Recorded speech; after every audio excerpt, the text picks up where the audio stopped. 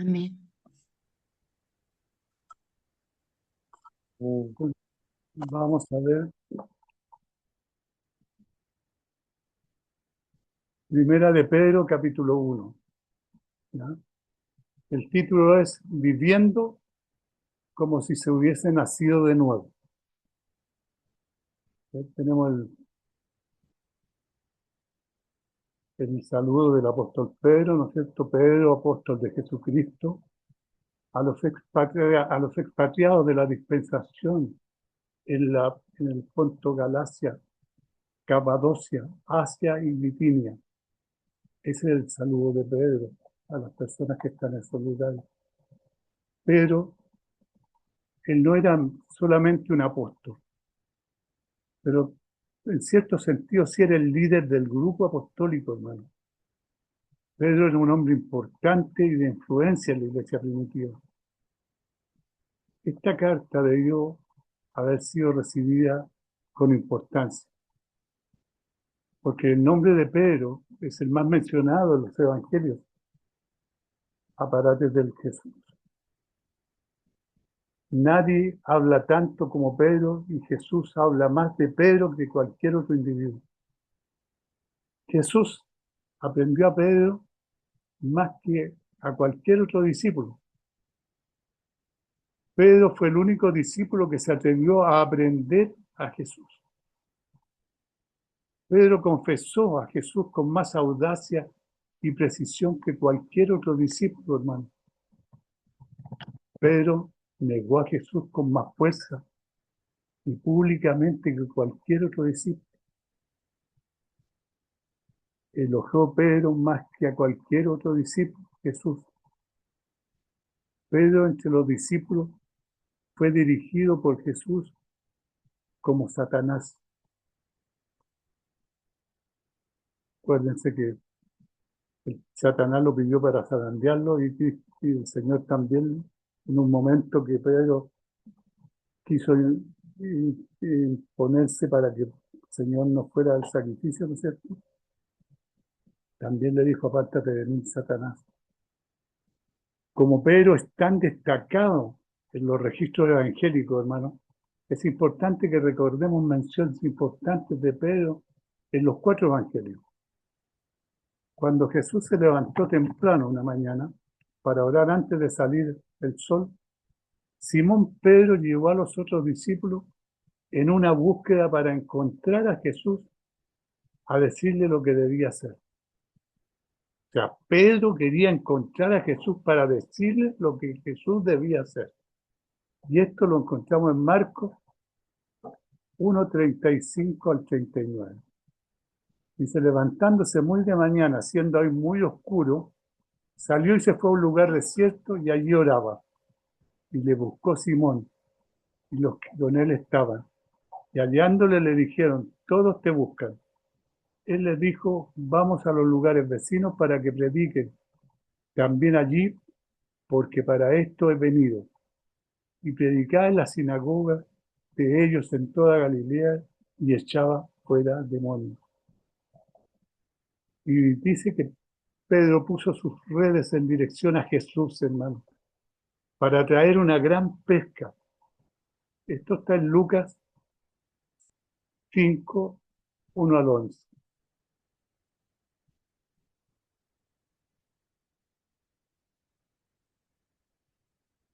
Jesús junto al lado de Genezaret, el gentío se agolpaba sobre él para oír la palabra de Dios. Y vio 2 barcas que estaban cerca de la orilla del lago, y los pescadores, habiendo descendido de ellas, llevando sus redes y entrando a una de aquellas barcas, la cual era de Simón, le rogó que la apartase de tierra un poco, y sentándose enseñaba desde la barca a la multitud.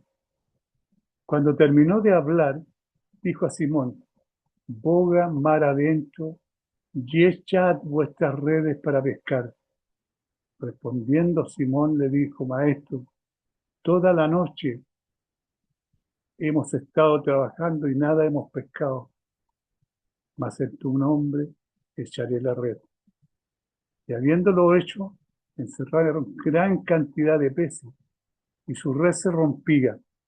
Entonces hicieron señas a los compañeros que estaban en las otras barcas para que viniesen a ayudarles, y vinieron y llegaron ambas barcas de tal manera que se hundían. Ese es el milagro de Jesús. Puso sus redes en dirección a Jesús, hermano, para atraer una pesca. ¿Ya? Fue un viaje de alcance único con los otros discípulos.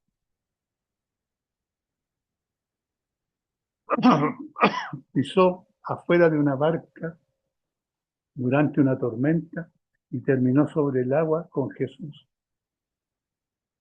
Él es quien dijo: ¿a quién iremos?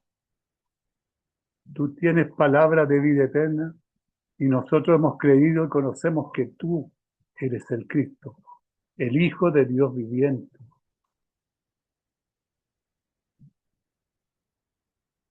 Vio a Jesús transfigurado en la gloria junto a Moisés y Elías. Él fue quien le preguntó a Jesús cuántas veces debemos perdonar a nuestros hermanos que hayan pecado contra nosotros, citando el número alto de 7 veces. Él fue uno, hermano, de los que preguntó a Jesús después del encuentro con el joven rico quién recibiría a los discípulos al dejar todo y seguir a Jesús. Él fue quien insistió a Jesús que no lavara sus pies. Y después mandó a Jesús que lavara su cuerpo entero. Él escuchó a Jesús, hermanos, predecir que le negaría 3 veces. Y Pedro respondió: aunque me sea necesario morir contigo, no te negaré. Y todos los discípulos dijeron lo mismo. Él fue el que cortó la oreja derecha de Amalco, el siervo del sumo sacerdote, cuando fue a arrestar a Jesús, hermano. Él negó a Jesús 3 veces, maldiciendo y jurando que él ni siquiera conocía al hombre, rehusándose a decir el propio nombre de él. Él fue, hermano, quien corrió a la tumba con Juan el discípulo la mañana de la resurrección, después de escuchar el reporte de las mujeres que decían que Jesús no estaba en la tumba. Él fue quien recibió una visita personal de Jesús, resucitado, el mismo día de la resurrección. Esto está en Lucas 24:34.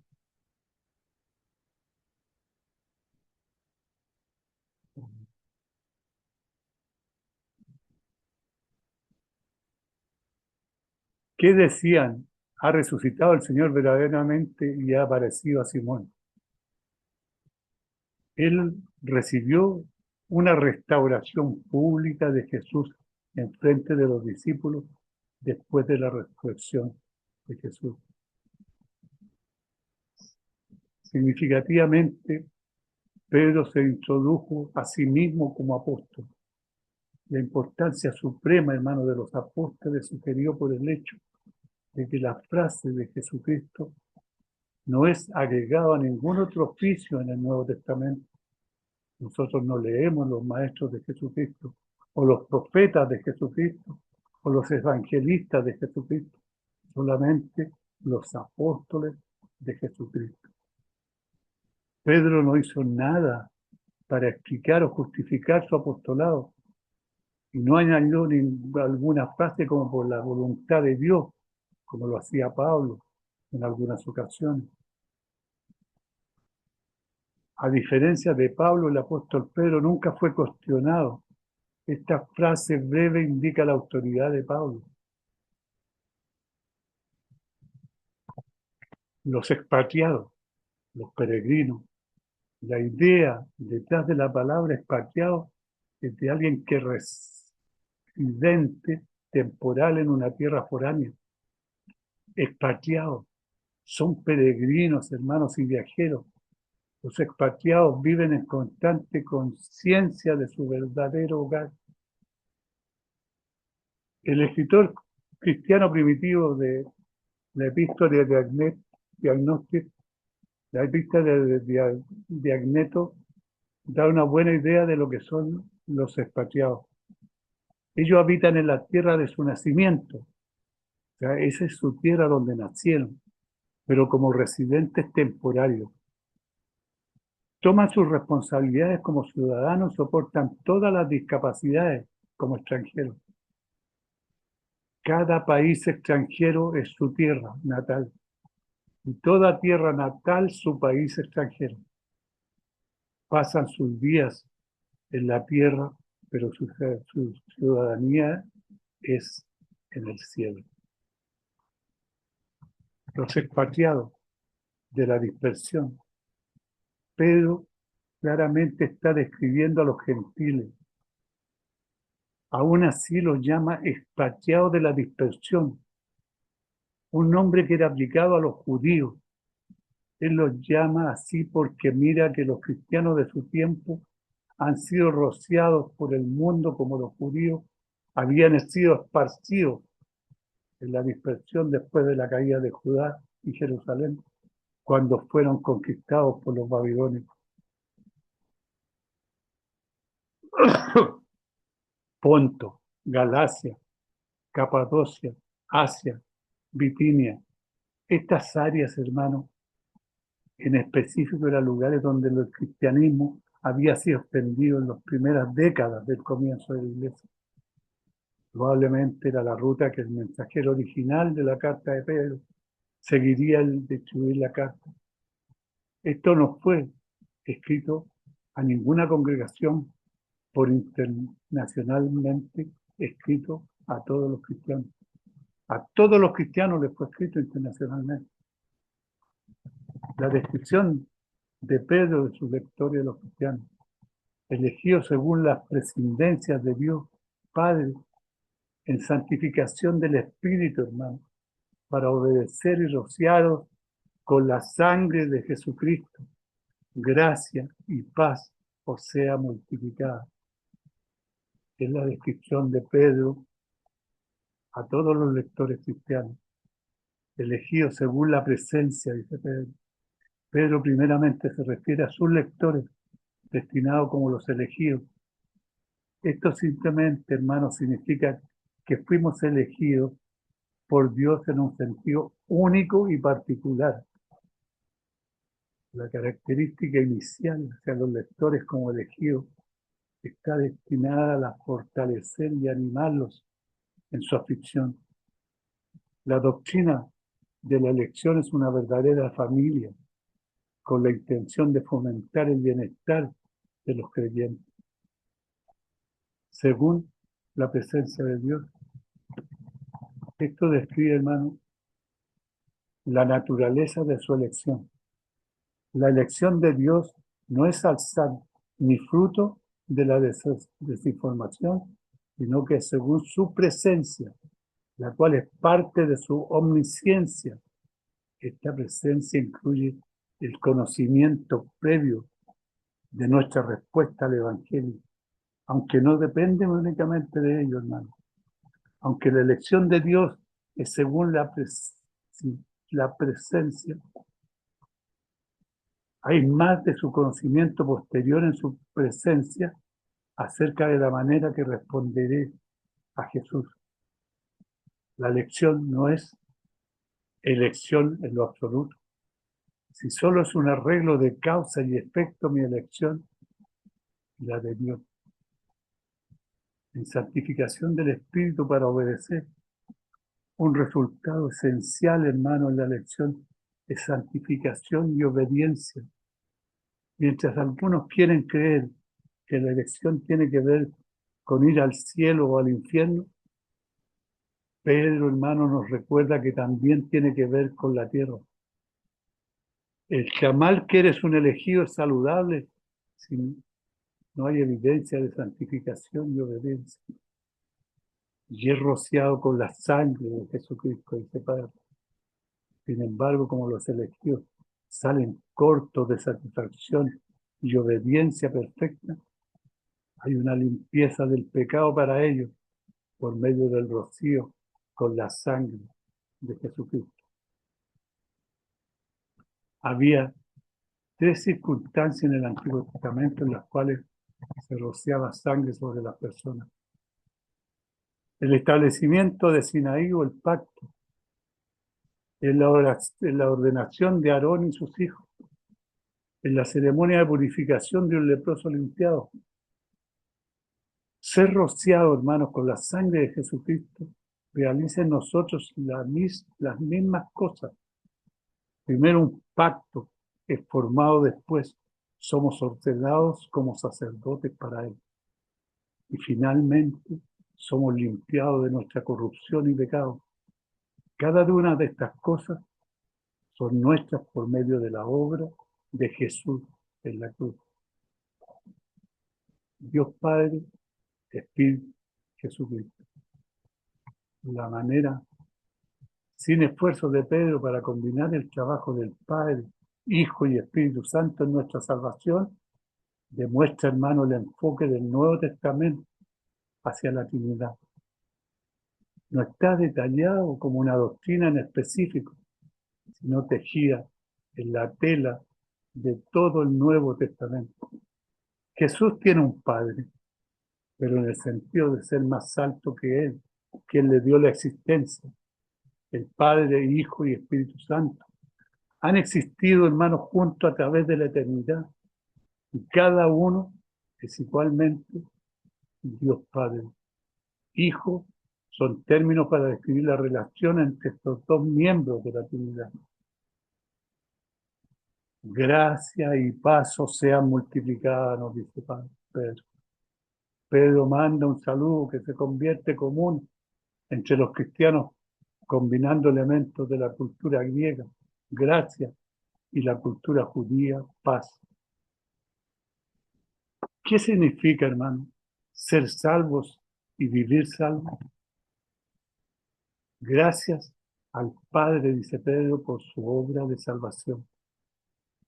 Bendito el Dios y el Padre de nuestro Señor Jesucristo, según su grande misericordia, nos hizo renacer para una esperanza viva, para la resurrección de Jesucristo de los muertos, para una herencia incorruptible, incontaminada, inmarecible, reservada en los cielos para vosotros, que sois guardados por el poder de Dios mediante la fe, para alcanzar la salvación que está preparada, hermano, para ser manifestada en los tiempos postreros. Bendito el Dios y Padre nuestro, Señor Jesucristo. Cuánto Pedro consideró la salvación de Dios. Todo lo que pudo hacer fue adorar.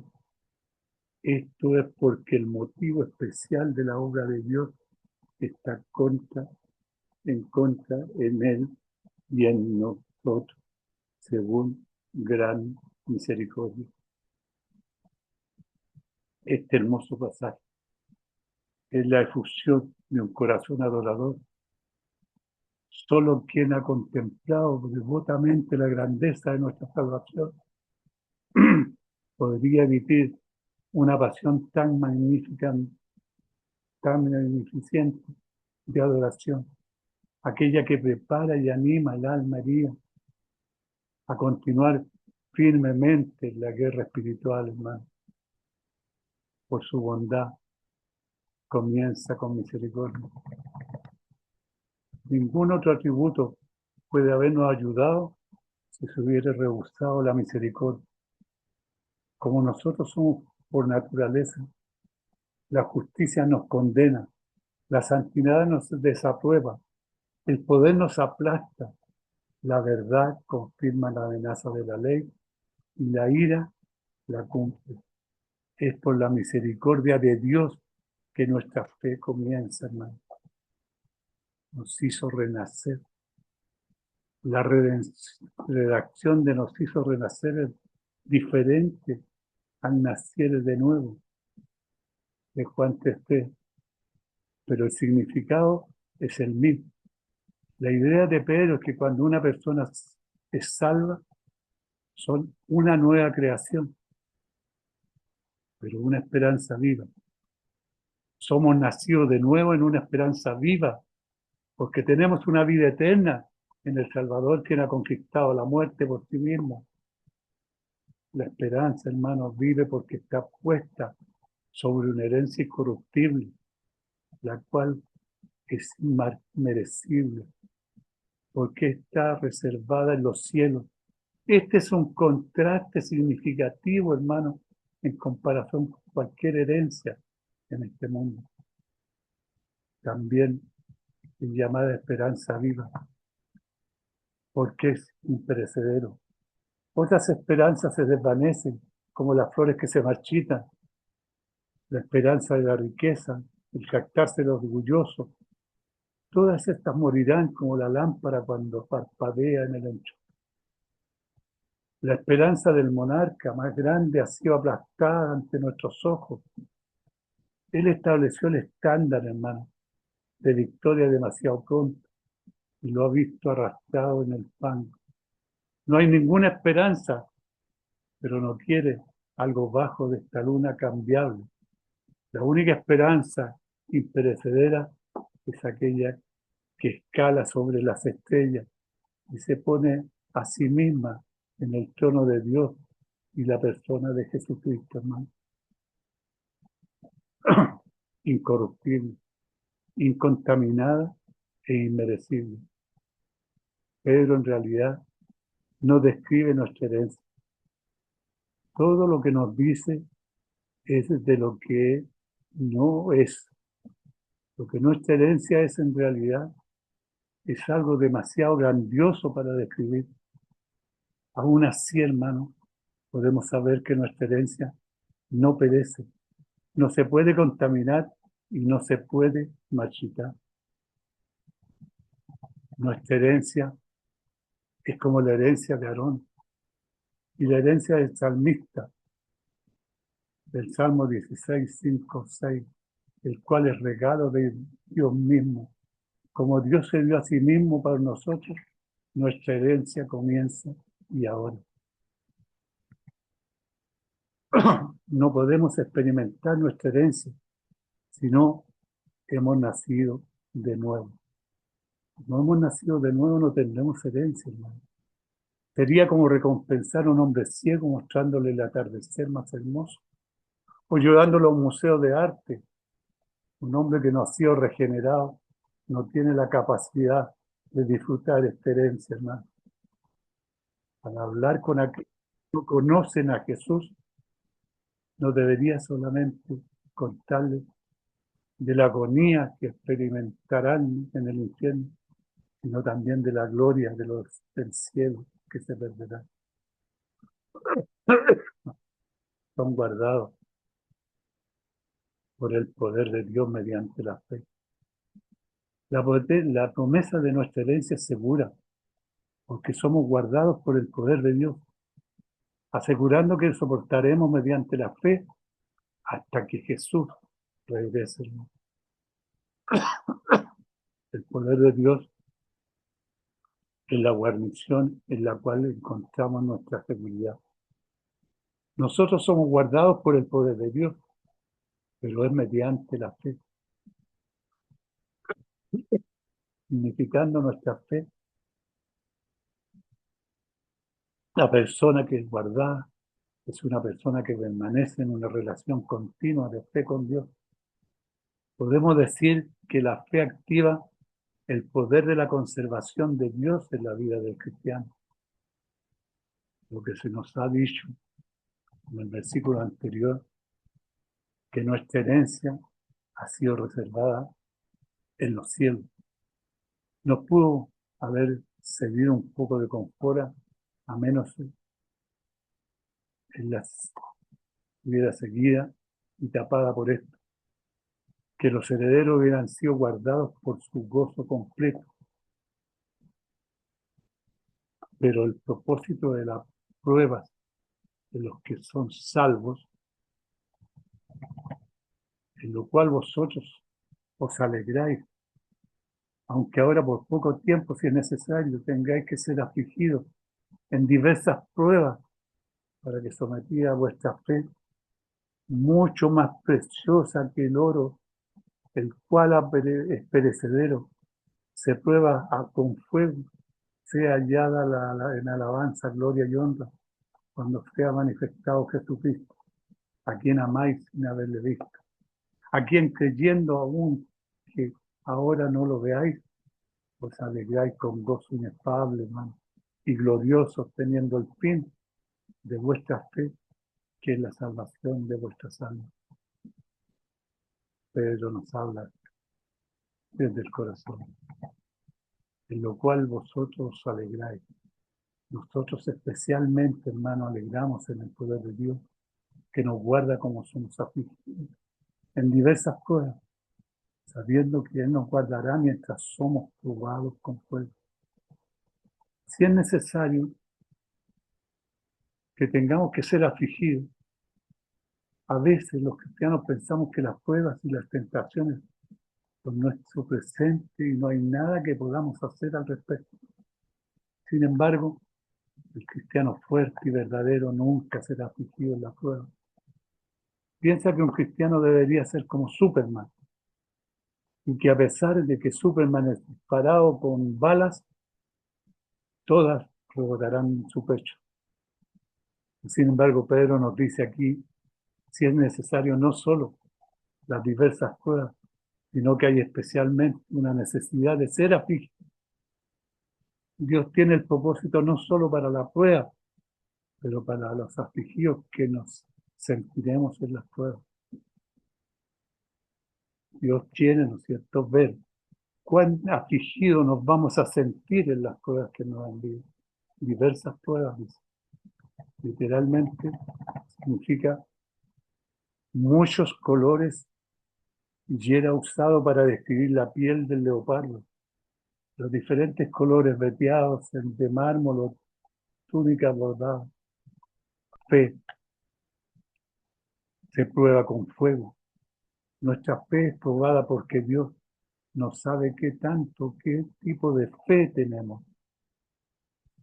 Es probada porque nosotros somos ignorantes de cuánta o qué tipo de fe tenemos. El propósito de Dios, hermano, en las pruebas es demostrar la calidad duradera de nuestra fe. Ciertamente es el honor de la fe el ser probado. Podría decir un hombre, tengo fe, pero nunca he tenido que caer bajo dificultades, o sea, nunca he sido probado. ¿Quién sabe si tú tienes alguna fe? Podría decir un hombre, tengo gran fe en Dios, pero nunca he tenido que usar más que los asuntos ordinarios de la vida donde lo puedo hacer hecho de igual manera, sin ella. En esto, hermano, en esto la honra y la alabanza en su fe. ¿Cree que una fe como esta podría traer gran gloria a Dios o traer a ti alguna recompensa? Si es así, estás gravemente errado, hermano. Mucho más preciosa que el oro, el cual, aunque perecedero, si el oro es probado a fuego, ¿qué tanto más nuestra fe, la cual es mucho más preciosa que el oro? Dios tiene gran e importante propósito al probar nuestra fe, hermano. La fe es probada para demostrar si es fe sincera o fe verdadera. La fe es probada para demostrar la fuerza de la fe. La fe es probada para purificarse, para quemar cualquier basura de oro. Oro, el oro, uno de los materiales con más duración. Aún así algún día perecerá, pero nuestra fe, hermano, no. Obteniendo el fin de nuestra fe. El fin de nuestra fe es el regreso de Jesús, hermano, y la salvación de nuestras almas.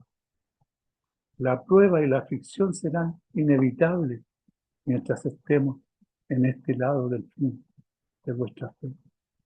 Mientras nos veamos a Dios, que servimos de soportar la prueba y enfrentar con fe y gozo.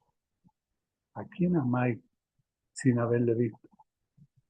Pedro sabía que a pesar de que había visto a Jesús antes y después de la resurrección, Casi todos los cristianos de la iglesia primitiva no habían visto a Jesús. Aún así le amaban. Jesús no era menos real simplemente porque no le habían visto. En corto, hay una igualdad entre los creyentes del tiempo presente y los que vivían en el tiempo de la encarnación, porque Cristo para un alma creyente es el mismo hoy, ayer y por siempre, hermano. La traducción de la palabra inefable, gozo infalible, perdón, solo ocurre aquí en el Nuevo Testamento. Describe un gozo tan profundo que es más allá de lo que las palabras pueden expresar. Su gozo no era ordinario, ni gozo humano. La revelación previa a la salvación experimentada por los cristianos. Los profetas que profetizaron de la gracia destinada a vosotros, inquirieron y diligentemente indagaron acerca de la salvación, escudriñando qué persona y qué tiempo indicaba el Espíritu de Cristo, que estaba en ellos, el cual anunciaba de antemano los sufrimientos de Cristo y las glorias que vendrían tras ellos. A estos hermanos se les reveló que no era para sí mismos, sino para nosotros. Administraban las cosas que ahora os son anunciadas por los que han predicado el Evangelio por el Espíritu Santo, enviando del cielo cosas en las cuales anhelaban mirar los ángeles. Los profetas inquirieron diligentemente, indagaron acerca de la salvación.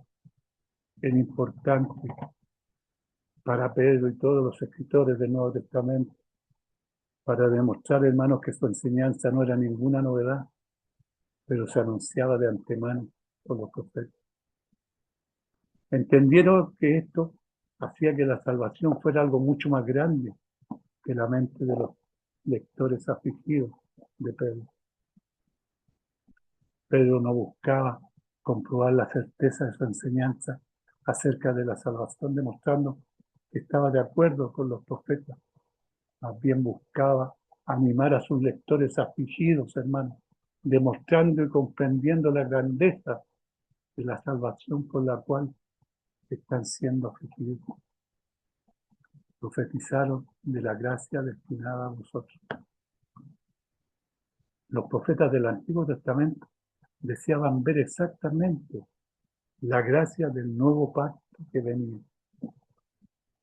El profesar por el Espíritu de Cristo sabía algo de su sufrimiento y la gloria, pero mucho menos de lo que deseaban saber.